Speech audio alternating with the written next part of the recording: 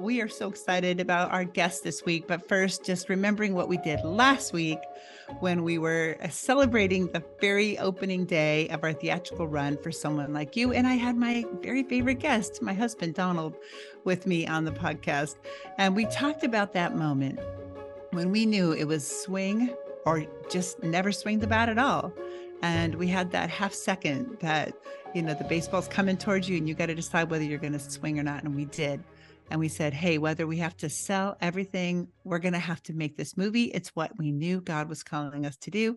And we swung. And now here we are, week 2. And this movie, Someone Like You, is just killing it in the theaters because you love it and you're going again and again and you're taking your friends. So thank you for that. It means so much to us. Now, today we're going to talk a little bit about the plot. Now, I'm not going to give any spoilers away, but this is a story about a young architect named Dawson Gage, played by Jake Allen, and 2 twin sisters that were separated at the Petri dish. And both sisters, London and Andy, are played by Sarah Fisher. Now, this is a love story, and today we have the stars of the show on the podcast, Jake Allen and Sarah Fisher. Welcome to the show. Hi. It's so good to have you. Yes, it's so good to have you here. Jake, where are you joining us from? I'm joining from Los Angeles. Okay, LA, the old LA, La La Land, right? Yeah. What about you, Sarah? I'm joining you from the world's tiniest kitchen in my apartment, also in Los Angeles. It's been a hard year. I fell in love with London Quinn in high school, even though she told me not So to. many nights and tears. She was in vitro, and there was another embryo. She might have a twin. Do I look like London? I can't change the past. Every time that I'm with you, I was looking at London all over again.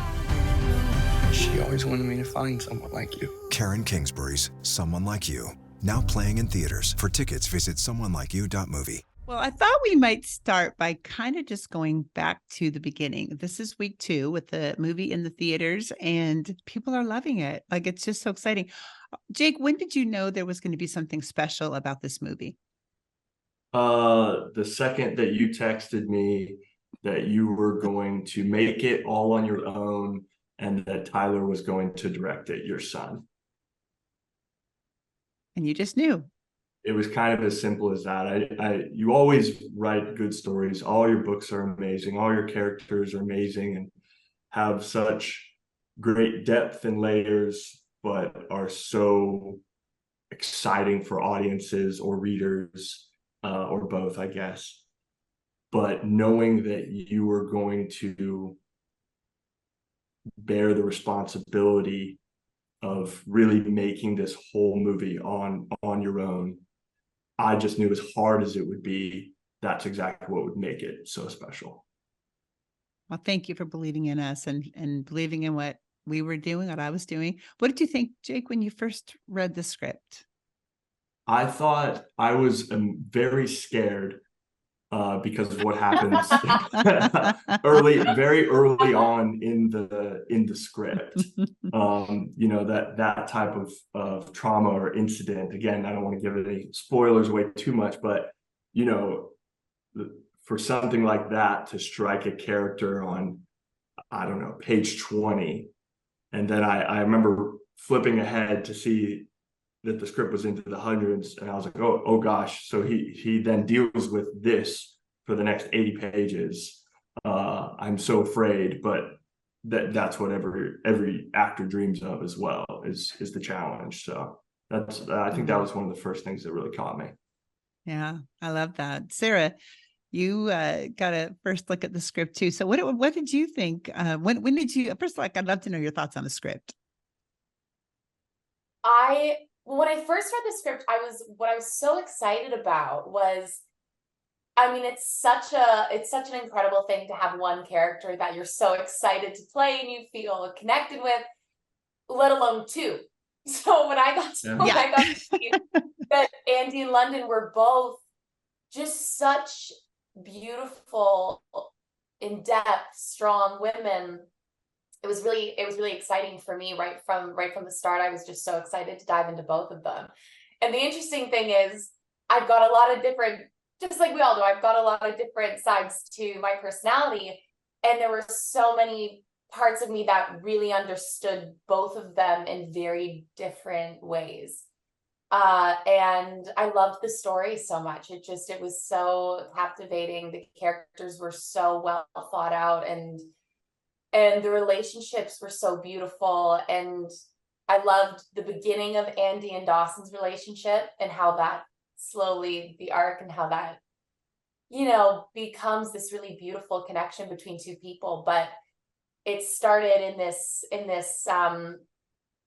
not to give anything away, but it does start where they're both in a very specific place, and something really beautiful comes out of something that was challenging for both of them. And I think it creates a very strong bond between the two of them. So I was just so excited. I read it being like, oh, this is something, no matter what, I'm going to go see. Like, I was like, yeah. I will be at the movie theater. I will go again and again. These are the movies that call to me and that just pull at every heartstring that I've got. So I love that.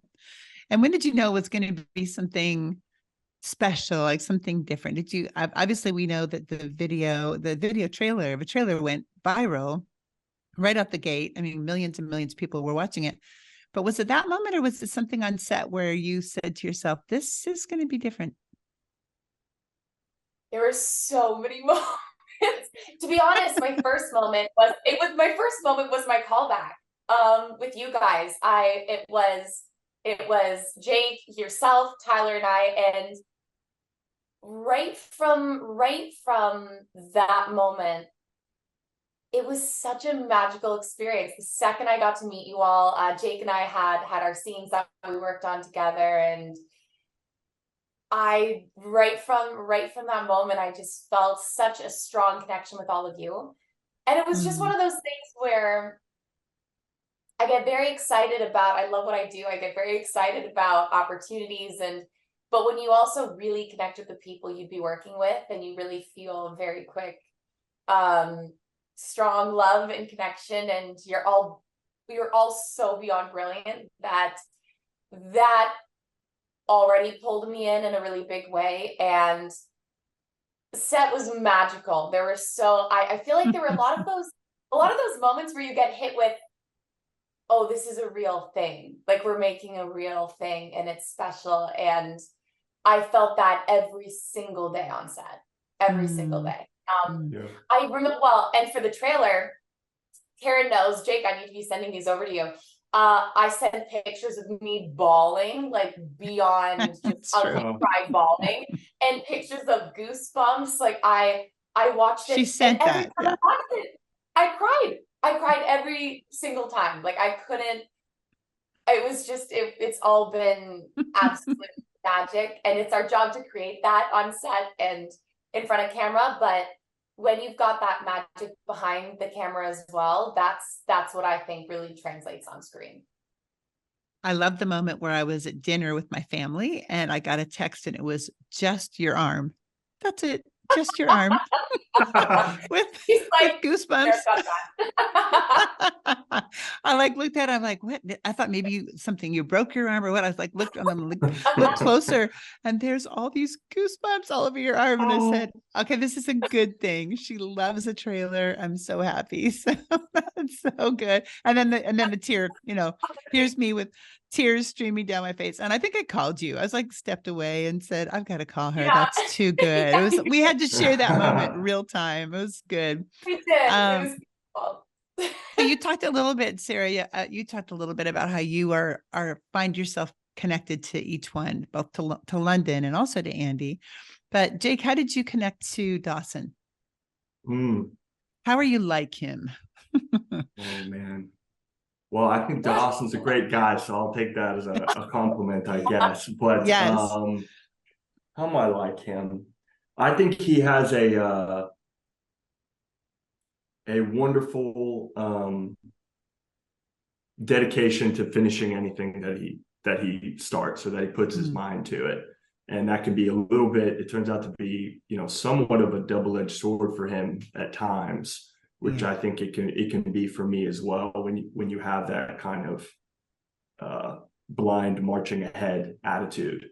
And I think that's probably the way that I'm most connected to him, or that's the way that Jake Allen is most like Dawson, is just that, like, he gets his mind set on something and then goes for it. Personally, for you, that's probably a lot to do with you being an athlete. I mean, don't you think that's that athlete, where you're like going to set a goal and you're going to go for it, whatever it costs? Yeah, I think absolutely. It's super similar to sports, and really sports was really the first thing that I carried over with acting, because I really didn't start acting until I was pretty late into college. And I very much was taking like that sports mentality or sports attitude into acting. And so I think when you grow up playing sports your whole life, it's impossible for me not to have that be a part of every character that I play, even if they're not, an athlete. Yeah. Spending time with both of you on set, I got to see the similarities and the characters that God gave me first in my heart. Like this, I always write a book from what's a movie in my heart. It's a movie in my head that God just gives me, and then I kind of just download it. It doesn't really ever feel like I'm making it up. And, Sarah, I saw in you, in the real life you, we got to share a space when we went to Smith Lake, and we got to share a house there, and you had your room, I had my room. We had our tea nights, where we Party. so fun, our tea parties. Tea nights? Oh yeah, you missed out on that. I was not invited to tea nights. Tea party. We didn't know you liked tea. Yeah, I think you were having guy time, right? You guys were chasing raccoons out there or something. There's so many raccoons around breaking into all of us. It was so funny. But you, Sarah, you have all of the like sparkle of London and all of the compassion of Andy. And, watching it, I mean, you had difficult scenes and you absolutely killed it. I mean, people are seeing it now, and all over the country, people are talking about what an incredible job you did. I mean, I still am getting letters from people even a week later saying, did she play both parts? It's like, yeah, she played both parts. But I love that you brought the precious pieces of your heart to both to London and to Andy. And, that idea, who did you resonate with more? Ooh. Oh. Tough question. Oh my gosh. I'll be right back. Gotta think about that. Be honest. Take a minute. I will let you take this one. That's so, if I'm being honest, this is going to be the annoying answer that no one wants. I actually genuinely think it's both. And why is because I think there's a side of me that is very, very similar to both of them. I think Andy has such a depth to her. She's got such a big heart. She loves her family and friends. She'll drop everything and anything for the people that she loves. And I think she just always puts this very strong pressure on herself to do the right thing and to be a good person and to try and think about other people and do the right thing. But then, she gets put in this situation where she's got a lot to think about, and she's got to really dive into, herself. And I think I can relate in a lot of ways. I'm really close with my family and friends, and would drop anything for all of them, all of you included. I love you all very much. And I can relate to that soft side. Love you. But I can relate very much to the softer side of her. I think that's a big part of who I am, but I'm also a wacky weirdo, and I think that London was fun. I think London has got this, I call it as well, the sparkle. She's got this spark, she's got this fire, she's a bit of a firecracker. She's beautifully quirky and very, loves to laugh, has this big laugh, and is just wants to have a good time and have fun and really loves what she does, and that's very much a side of me as well. I love to laugh. I love to make people laugh. I love to have fun. I love my job so much. Yeah, and I think the quirk, everything that's quirky about her is very much coming completely from me. So, Yeah. actually, I think that's why, part of why I was so excited about all of it is that I really felt like both of them were sort of split different sides of my personality. And that was so cool to be able to dive into that in such a big way for both of them. Yeah, and for them to be two different people was just really, really an incredible challenge as an actor, and it was so exciting for me. Yeah, definitely. I mean, there were days we had to film both, you as London and you as Andy in one day. I know that had to have been tough. Like I don't know if you had tricks to get into which one you were going to be in, but no question when you're watching the movie and you have to go and see someone like you to just see this, but you play two different people very, very differently. It's amazing. Thank you. Well, to be honest, I think go for it, Jake. I wanted to ask you a question. If you had a trick when you were swapping from one character to the next, if you had a poem in your head that you would say to get into the vocal register of that character, or like a physical warm-up that you would do to switch over. I was curious what you did to do that. Well, listen, Jake, an actor never shares their tricks, all right? So dang it. We were all hopeful. Everybody's like I'm holding my breath, like waiting for this trick, because it's true. It did feel like it. Yeah, it was amazing. Yeah. Funny. Thank you. Thanks so much. What's funny is the thing that helped me the most was physically and vocally where I was. So with London, she would not sit like, this is a very Andy posture. Andy was very kind of like a string pulled from the top of her head, like kind of, shoulders back. She was and her voice was, this is me at 10 a.m. So my voice is going to sound more similar to Jake's. But I Andy, I don't think so. I think you're good. With Andy, she kind of speaks up higher. She's a little more gentle and soft, and she speaks higher, and she's put together in a different way, and how she even dresses, down to wardrobe and hair and makeup. And all of the teams for hair, makeup, wardrobe were beyond brilliant, just so amazing. And so true. That was such a big thing that helped me as well. But Andy, because, allowing myself to kind of sit and have my voice in a different place.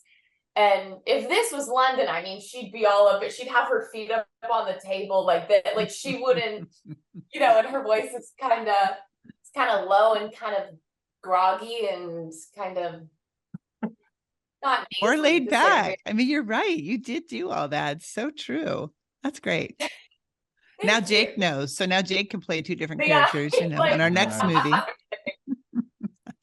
Okay, so obviously you two have fun and you have chemistry, and that you need that in a love story first. I mean, before we ever even cast it, I definitely knew that we wanted Jake. So I had met Jake on the set of The Baxters, and now we know that the Baxters are with us on TV. So it's incredible on Amazon Prime. So that's an exciting thing. Jake, you get to play Brian Taylor on The Baxters. And then here you are, playing Dawson Gage. So I knew I wanted you as Dawson. I think there's the character of loyalty that I see in you. There's a sincerity in you, that an authenticity, and just a truly good character that I knew I needed for Dawson. So it was such an easy, like, we'll start with you. And if you said yes, then we would be on our way to making this movie. But part of it was chemistry, and it had to be. So obviously you two have fun, but how do you do that? Like, how does chemistry happen in a film like this, Jake? Gosh. I mean, I can't necessarily explain chemistry as a whole, I don't think. True. But I can tell you why I thought we had chemistry. Yeah, And yeah, I yeah, thought, great. what I believe worked with us was that we both love to have fun and play and joke and have good senses of humor. But at the same time, I feel like we both take our work very seriously as actors. Because I do think a part of, yes, I think there is some organic chemistry that can happen between two actors, or bad chemistry can happen as well. Two people just don't get along or whatever. But I also think that it's a compliment to the acting if someone says, "Oh, you guys had good chemistry," Yeah. and I don't think that takes anything away from our personal relationship. But I do think that, again, with her playing two characters, especially, I think that her building both those characters in such a great way, and then bringing that to set, and then I'm bringing Dawson to set, and then we get to go play ping pong with each other, is a big part of it as well. Yeah.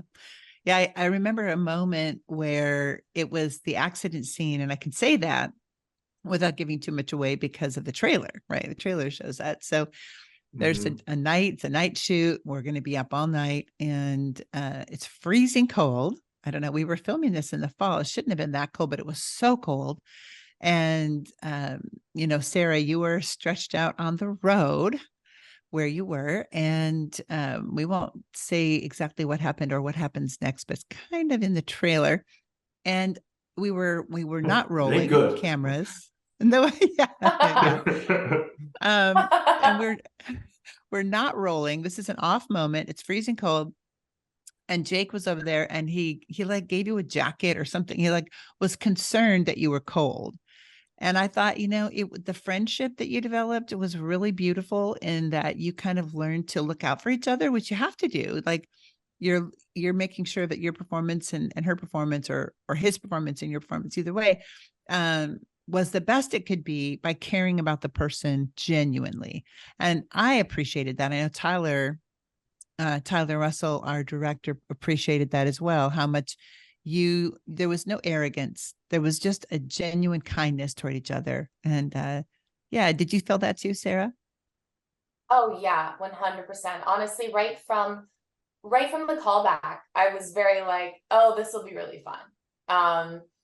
It's such a gift to work with an actor who, like Jake said, loves to play and takes his job incredibly seriously, and is just a brilliant actor. It was just once we did the callback, it was just, it's always a bit of a different thing to connect over a computer. And I was like, it felt really magical, the scenes just felt very personal. And to be able to accomplish that over the computer, of course, it's our job as an actor to create that regardless. But for that to be there the way that it was, I was like, oh, to get on set and be in person and be in the world and to have had time with these characters in a different way is going to be such a gift and just such an exciting, challenging project to work on. And I think to add on, because Jake said it really well, but to add on to that is, I think, when you both take your job incredibly seriously and you want to tell the story in the best way you humanly possibly can, I think with Jake and me, the thing is, you actually, whether you recognize it or not, you put a lot of trust in the other actor, because definitely you can bring all the magic, but if it's not being reciprocated and if it's not there, then that's tough. So you're putting and we care about it so much. We're so personally invested and involved because of the beautiful set that you created, Karen. And so I think for Jake and I, we had to trust each other so much that we could bring it to like the way we both wanted to. And, also when you jump into freezing cold water together, you go through things. Like, I don't know, we were together all day, every day. And it was such a fantastic time. I had such a blast. And we also did these things, Jake, you called them like, what was it? Like actor pass, where like, once we knew we got the scene, he's like, let's do an actor take. Let's do that. Just like throw it out, have fun, add in something like play. And because I agree with Jake, sometimes you just naturally have great chemistry, and luckily he's a wonderful man, and No. and it was just such a blast. So moments like that came so organically to us because we had a genuine friendship off of set. The second the cameras would leave, we had a genuine relationship that was full of trust, and we cared. And so that, I think that's the magic that actually really does add a whole other sparkle and element that will translate on the screen.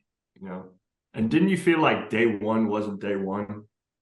That was something I really thought was special about the film as well. And again, props to Karen and the team for like bringing us in early to do rehearsals, because most movies just don't get that at all. And day one is, hey, I'm Jake, I'm going to be playing your love interest for the next 25 days. Nice to meet you. And instead we'd been rehearsing for 2 weeks, and day one wasn't day one. And it just, I think we made the movie in 25 days total, right? So if you spend the first week just like getting to know each other, it shows the way done. It shows, exactly. Yeah, 100%. We were very Tyler came to me and said, what do you think about bringing them in early? If we can do that, if we can afford it in the budget, if we can allow for it. He said, I just think it'll be so great to work with them. I can remember the two of you rehearsing the accident scene in our backyard, like next to the pool. And me looking out and going, you remember that?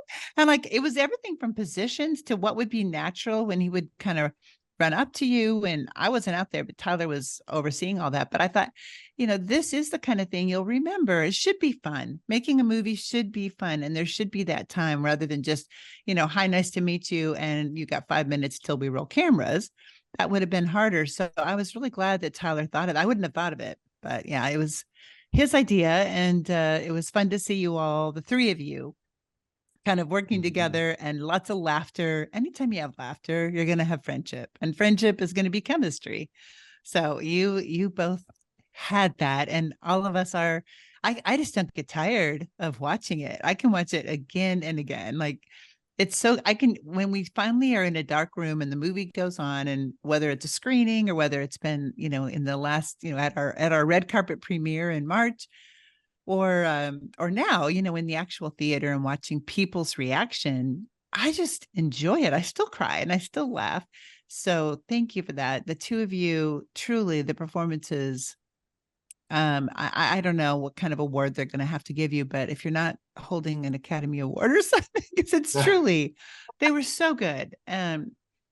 Jake, you had a particularly hard time.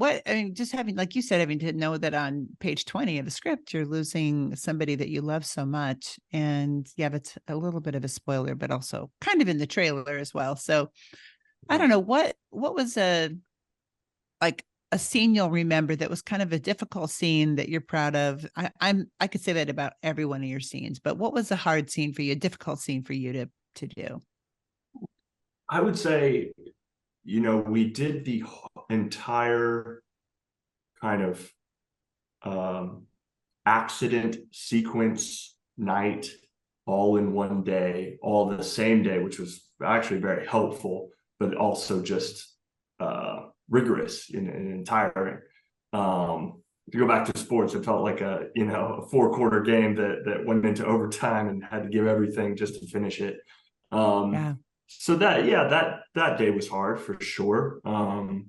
But it also is one of those things where when you do it early, as hard as it is to do it early in the shoot, it also gives you so much to use moving forward. You mentioned how cold it was that night. And I remember doing the scene and she was kind of trembling, which I think was both a testament to the acting and just it being cold, I think. And it's the kind of thing that as an actor prepping in your room at your desk, you can kind of only take the preparation so far. And then you get to go do a scene like that. And it really gets into your bones and into your memory because your body doesn't know that you were just filming. So then in the weeks to come, where so much of the movie is about what happened, about that trauma, it was easy to recall those moments, and it made a lot of the harder scenes later in the movie actually much more accessible. That's really good. That's I can remember the scene where you have London's sweater that she left in the car and didn't need to wear before she runs across the road. And now she's gone and you're in the car and you have her sweater, and there wasn't a sound on set. Like, it was just dead silent. It was probably 4 a.m, 5 a.m, still dark out. And I think we're playing like 11 or so at night or 10 at night in terms of the script and the movie. And you're in the car and we just like let you, Tyler, I had really nothing to do with it once we started filming. It was Tyler, but he said, I just want to let you be, like, just have that moment and just what it would be like to see her sweater on the seat next to you. She was just there. And now you have to kind of wrestle with that, obviously the reality, but she's not going home with you, and how it kind of comes over you in the arc of your emotions in that moment. It was very vulnerable and very authentic and brilliant acting. I appreciate that. I mean, that's again a testament just to the writing and the directing and setting up that whole moment for me and for the movie. And one thing I love about the movie, and when I knew it was going to be special, was we were telling, I think, a very, very big, powerful love story, but it was never afraid to be really small. It was never afraid to show an intimate moment that the whole country could hopefully connect with. Yeah, definitely true. In fact, one of the screenings, one of the dads watching had lost his middle school age son to cancer just about a year earlier. And he just said that, like, that scene, he was there again, but it let him realize, because of the scope of the movie and where it goes and sort of the beauty from ashes, that he's going to be okay. Like, that's kind of the message, really, as we're watching it, is that these things will happen, but that you're going to be okay. And you give people who are going through real life situations hope in the way that you were allowed to grieve and then allowed to show some healing as time went on too. So yeah, beautiful. And Sarah, what about for you? I know lots of emotional scenes. What was the most difficult? Was it laying on that cold ground, or was it something different? Was getting into probably having to do those jet skis, right? I mean, that was hard. Those ones were really, we asked for a lot of extra time to prep and get into character. No, I think what it was, and before I speak to it, I just want to speak to Jake, how beautifully the grieving for Dawson was really, really beautiful, and it was so realistic and so detailed in your work. There's so many moments when Andy comes into Dawson's life where it was such beautiful, subtle moments where it was so hard for you to actually look at her and see her. And when that started to change, like, it was so brilliantly thought out how you were going to transition and how that arc was going to look for him. So I just want to say that really, it was just beautiful work, because it's not just light and day. That shift doesn't happen. It's very gradual, and there's so many little moments that are so big in that work for him. So yeah, I just wanted to say that to you. I think for me, I think one of the most challenging scenes, and again, I think we can speak to it because it's in the trailer, was the scene when London gets hit by the car. And I think it's because it's one of those things where, as an actor, what you're pulling from, whether, whatever that may be, whatever you're creating and or whatever you're pulling from personal experience, if that's something you're comfortable doing, whatever it is that you're using. Of course, that's not something I've experienced before. And so I think it's this very scary thing of, how can I make this as realistic as possible? How can I not go too far that it seems like it's a lot, and maybe that isn't how that would actually play out. But I don't want to go too little, because it's a big thing that's just happened. And so and again, it's one of those things, like Jake was saying, where you don't really know until you're doing it. Like, you can't really know what it's going to be until you're on the pavement, in it and living it. And then you're like, okay. And I think I was really wanting to make sure, because it was such an incredible moment between them as well, at their last moment together. And what was so heartbreaking for me is that he has to try his best to hold it together, because it's that thing when someone may not be okay, but you have to convince them they're going to be okay, and you don't know if they're going to be okay. And it was just so beyond heartbreaking. And I think, well, one of the things that actually made me really happy was, and there were some really special magical moments around that scene, because it was such an emotional scene. One of which being, there's a picture, I think, of Jake just kind of kneeling down. Like, he was right there with me in between the shots, and I can't tell you how much I appreciate that. I think there's a picture literally where we're just like together, and he's got his jacket and he's squatting on the ground with me, and we're like holding each other, just sitting in it, because it was so hard on both characters, of course. And we were so in that, even in the in-between moments, even if we had 30 minutes to swap the cameras and all that, him and I were still in it the whole time, and very in it together, which is such a gift. And so that was such a beautiful moment with Jake, and with you, Karen. We have a picture of the three of us. It's taking a selfie where we're still all crying, and like trying to smile, because it felt so magical and so incredible. But because we were all so in it together. And the other moment that happened that made me so happy is afterwards. I hate blanking. It's been a moment. I want to say Bob. I might be wrong. For sound, listening in on the whole. Bill. Yes, anyway. Bill. Bill. Oh, okay, Bill. That's I knew good. it wasn't something. Okay, Bill. Bill's incredible. I love him. He was so wonderful, and he had the headphones in, of course, and he's listening to the sound. And he came up to me after, and he went, "Sarah." I was like, "Yes, Bill," and he just went, "That was disturbing." It was like, yes. Wow. So because it was sort of the breathing through, as if everything's kind of filling up, and he was that more than anyone else was, probably, other than Jake. Yeah. I feel like he was the one hearing all of it, and I was so glad that he was so like bothered by it. I was very happy about. So You at know Video it's, Village, you know it's good when the crew like is emotionally reactive. That's what I was going to say. At Video Village, there were like 10 of us crowded around a couple of monitors, like hair and makeup, and our script supervisor. Everybody was we all have jobs to do. We're all watching it, and in a sense, in a left brain mode, trying to make sure continuity is there and that we're getting the right message and the right lines, whatever. But it literally, there was a moment there where all of us were wiping tears, and we were just like leaning in, like practically knocking over the monitor. And truly just, we were in that moment, whatever that moment is for us. And maybe it was like, Sarah, you lost a friend to cancer, maybe whatever that moment is where you go, there was a last conversation.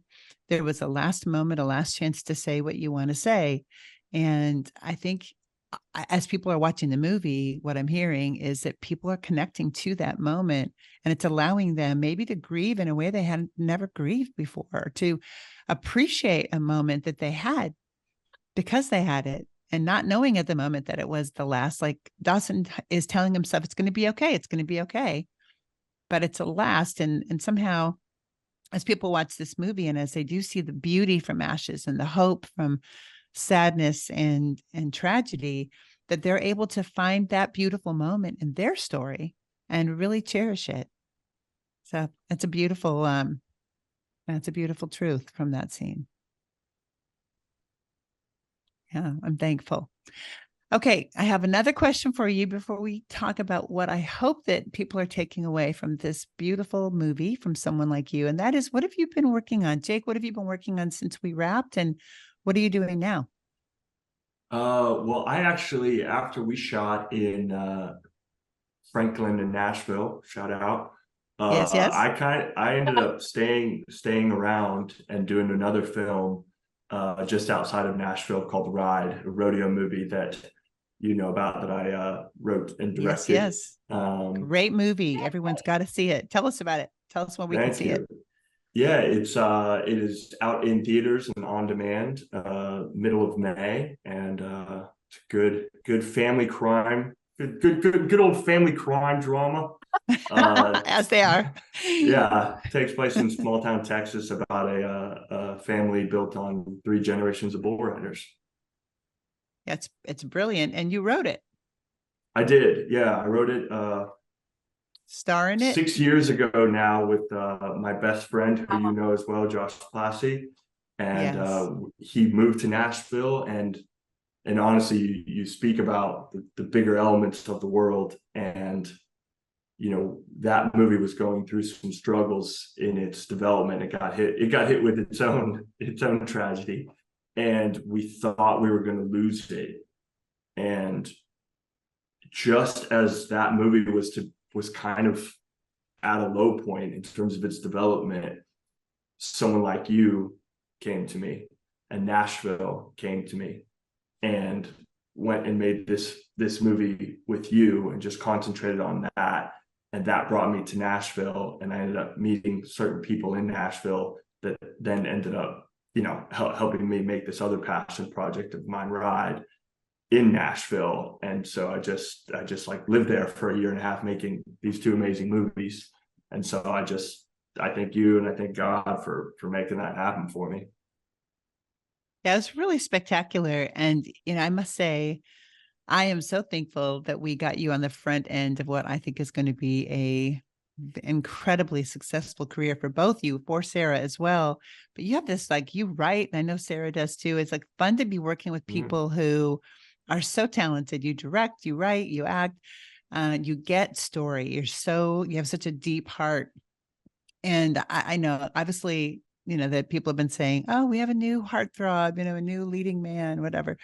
And I'm just glad we got to have you before the whole world wanted you. Your schedule's going to be filling up quickly from here. And I do hope we get to work again together, because you were a dream to work with in this movie, and you understood Dawson Gage like no one else could have. Thank you. I'm counting on it. Yeah, absolutely. And Sarah, what about you? What have you been working on, and what's coming along the path for you? Well, since Someone Like You, I've worked on 2 movies, which was really, really wonderful. Obviously, through the strike, things were quite quiet. So I was really grateful to be able to work on 2 feature films, which was really awesome. And I'm currently writing a feature film myself, and pitching a comedy half-hour pilot right now. So it's kind of that thing where you've got 50 billion things going on at once at all times, and you never know when all of a sudden you have to drop it all and run to set.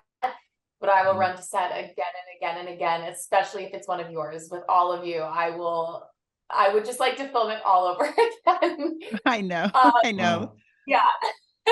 I want you to be, it's like, okay, well, I've got my forever leading man and forever leading lady. Here we go. Like, I just feel like I want to work with you both again and again too. And I think many of my readers and everyone listening, a lot of people probably saw your Meet Me Under the Mistletoe Christmas movie that was a few months back, because we had that exclusive clip that ran on the night that the movie debuted. Yes, and everyone loved it. So, it's so great to be connected to movies that are running on streaming services. That one it aired on Great American. I think it'll be on PureFlix too at some point, but or who knows, different streaming locations.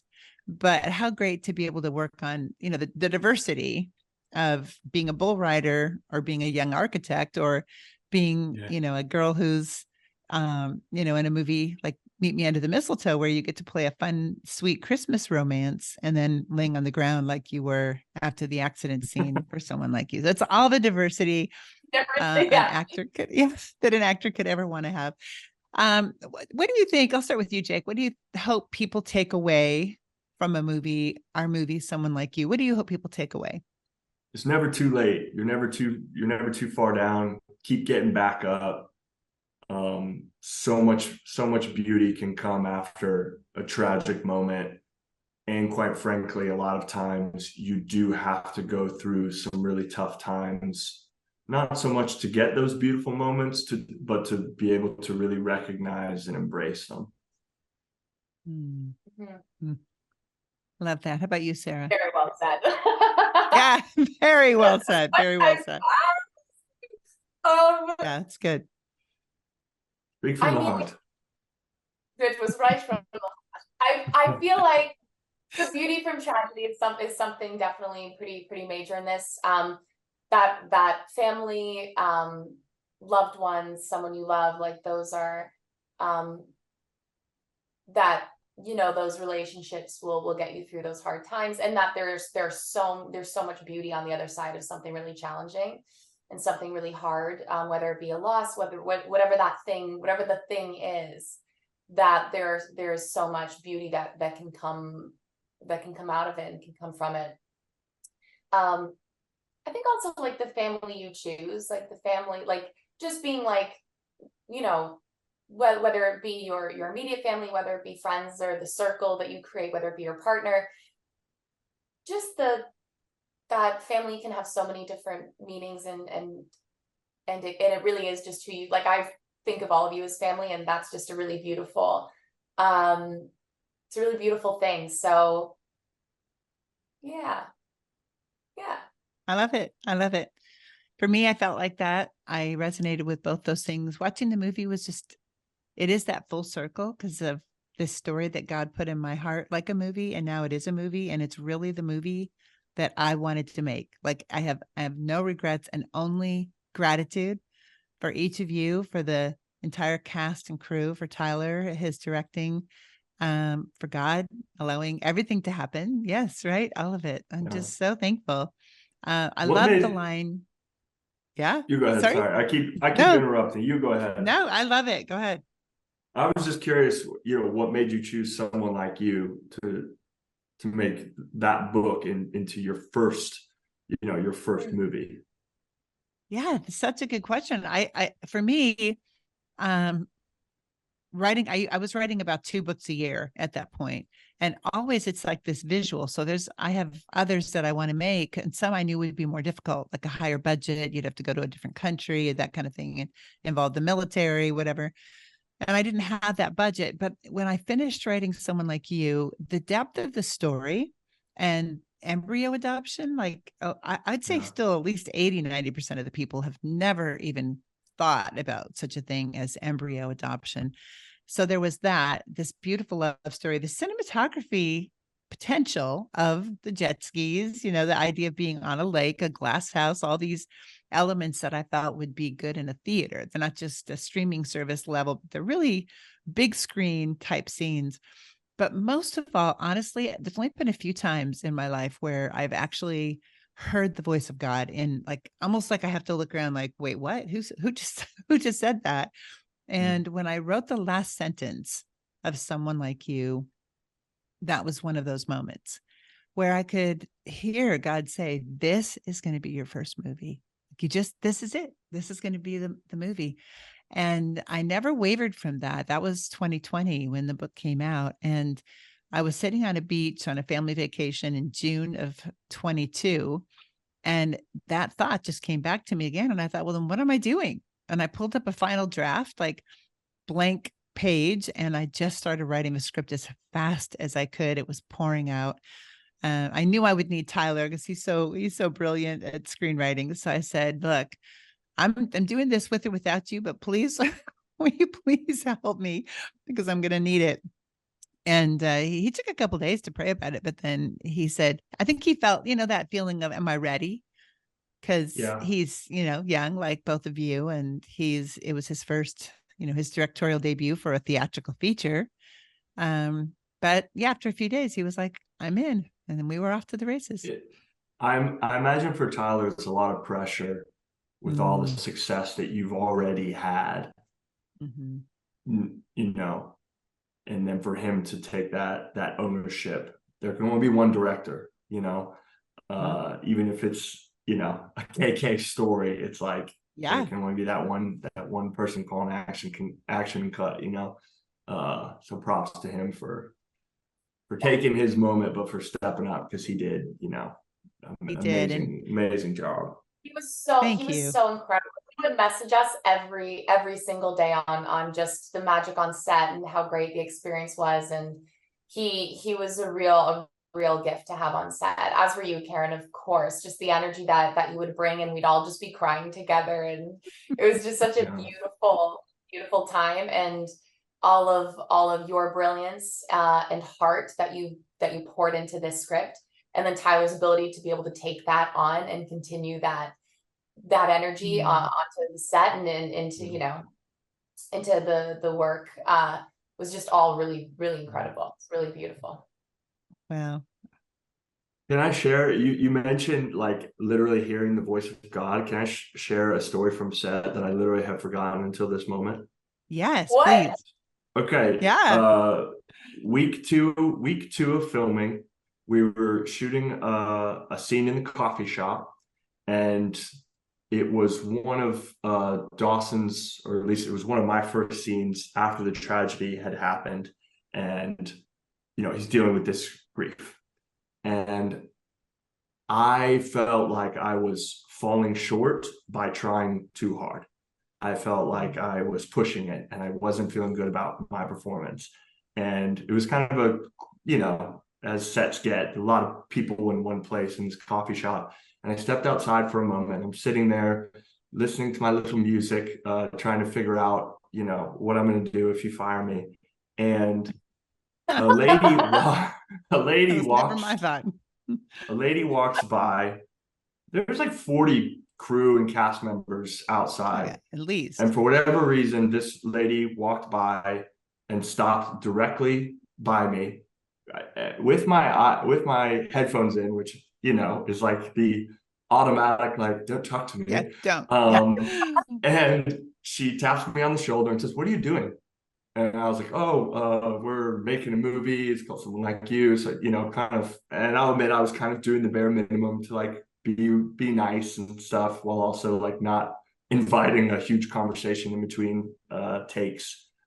And once I told her what the movie was about, in terms of my character kind of losing the love of his life, she said, "Oh, wow, that's actually really similar. My husband died a few years ago, and I've been doing with it ever since." And she kind of opened up to me for a few moments, and then just immediately put her hand on my shoulder and prayed for me and for the film. And it just calmed me down in a way that I never thought possible, in terms of both kind of reminding me how important this story was, but also just settling me down and not maybe not pushing so hard the way I was feeling. And I don't know, special movies have moments like that happen. And it just, you know, I remember it's amazing. coming back in after that, and it was just like sparkle in the eyes. It was like, what just happened? Yeah. Oh my gosh. It was wild. I never saw her again. I like to think she just like came out of the clouds. Angel? You know what I mean? Yeah. I don't even know if she's a real person. Yeah, that's beautiful. That's divine appointments, those little moments. You know, we always talk in our family, and whenever I'm speaking with people, it's like, look for the miracles, because they're there. And, you know, Sarah, you'll say, look for the magic. Like, it's there on set. It's there in our lives too. And, you know, just to those who are listening, like, if this is your season where God is calling you to do something, to step out of the box and to do something that's really big, he'll meet you in that place. He'll provide a way. Look for the friendships that will encourage you in the path that God has for you, because a lot of times it's those small connections that, I think Jake said it too, and Sarah, just that they can be small, but they're so big in the story of your life. So that's the one that matters. That's the one that we want to have as a bestseller, the story that we are writing with the days of our life. So next week, we're going to talk to the director. It'll be our final episode of the Karen Kingsbury Show, and Tyler Russell will be our guest. But for now, I just want to thank you again, Sarah and Jake, for joining me on the Karen Kingsbury Show podcast. And where can people connect with you, Jake? Well, I'm on the Instagram. Yeah. You can find me. You can find me on the IG. Yeah. If you can spell my last name, Allyn with a Y. And, there it is. Yeah, that's Okay. the main social media that I use.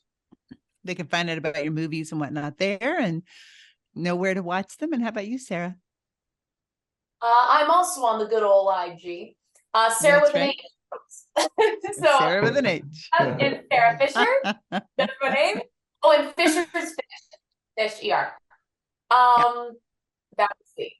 No C. I'm actually new to the TikTok. Very, but that on that platform you can find me at Sarah Fisher 28. 28. Which There was we actually go. my Wow. hard time. There you go. There you go. So I'm going to close this off by praying a blessing over you. I just want to pray that God will continue to bless what you're doing, that we'll get to work again. So let's go ahead and do that. Lord, we love you. We thank you so much for this time, for this beautiful conversation. Thank you for these two incredibly talented, beautiful souls that we've had on the show today, but that I have in my life.